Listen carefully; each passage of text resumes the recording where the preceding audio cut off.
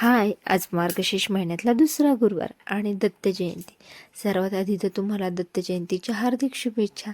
सकाळी मी उंबरठा लेपण आणि रांगोळी दारात काढली नव्हती, त्यामुळे मी संध्याकाळी हळदीचं लेपण करून छान दारामध्ये रांगोळी काढून घेतली. पूजा सकाळी मी मांडली नव्हती, त्यामुळे मी संध्याकाळीच पूजा मांडून घेणार होते.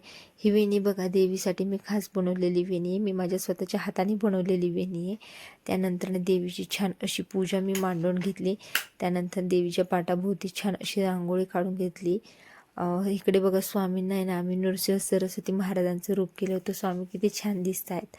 त्यानंतर घरामध्ये गुरुचरित्राचं पारायण हे चालू होतं. संध्याकाळी दिवाबत्ती करून उंबऱ्यावरती असे दिवे लावले. बघा उंबरठा किती सुंदर दिसतोय.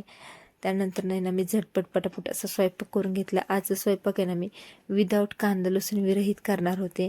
शेवयाची खीर, मसाले भात, फ्लावर वाटाण्याची भाजी आणि चपाती असा आज महाराजांना नैवेद्य केला होता. संध्याकाळी महाराजांना नैवेद्य दाखवून मी माझा उपास सोडला.